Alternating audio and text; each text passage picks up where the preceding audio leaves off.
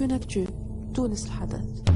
وفحواه أنه تم الاتفاق على اسم رئيس الحكومة المقبلة على أن يجري الإعلان عنه مطلع الأسبوع القادم.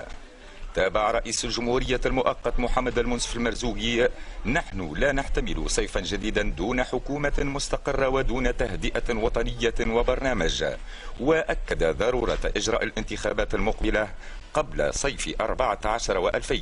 تصريح ورد بشكل مقتضب إذ لم يحدد المرزوقي من هي الأطراف السياسية المتفقة وبأي شكل تم الاتفاق وعلى أي قاعدة ومن الجهة التي أمنت النتيجة، أي هل قصر قرطاج أم الرباعي، أو ما يمكن توصيفه أيضا ببعض الدول الإقليمية والغربية المواكبة للحوار والمنخرطة في رعاية تقريب الفرقاء.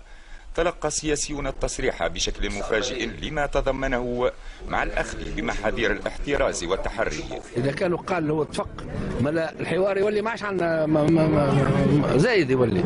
على كل حال تو نشوفوا، وانا ما نجمش نكذب الرئيس لأن احنا نحترموا الموقع بالنسبة المقام تاع الرئيس. احنا نداء تونس ما عندناش مرشح وما عندنا تحفظ على حتى حد، واضح. اللي يصير عليه التوافق نشوف فيه.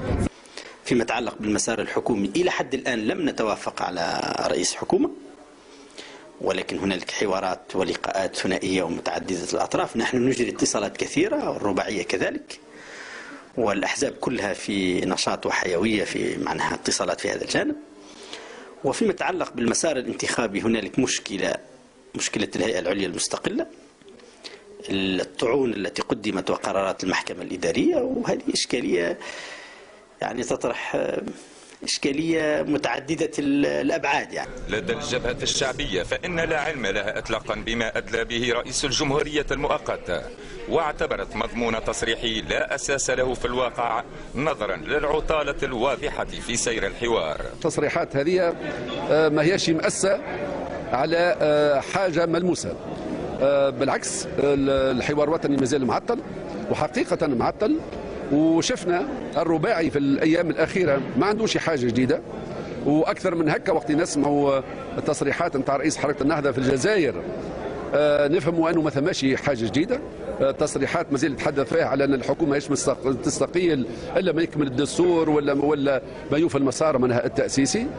ما رشح من تصريحات لبعض السياسيين منخرطين في الحوار بعد تعليقه المؤقت ومتابعة التشاور أن الأحمدين المستيري والناصر غادر نظريا السباق نحو القصبة، ليبقى شكل التوافق على شخصية أخرى وطريق الخلاص في المسار الحكومي رهين ما سيحمله جديد الأسبوع المقبل. وبدوره قال رئيس الرابطة التونسية للدفاع عن حقوق الإنسان عبد الستار موسى إنه ليس لدى الرباع الراعي للحوار أي معلومات تفيد أنه تم التوصل إلى اتفاق بين الأحزاب السياسية حول المرشح النهائي لمنصب رئيس الحكومة المقبلة.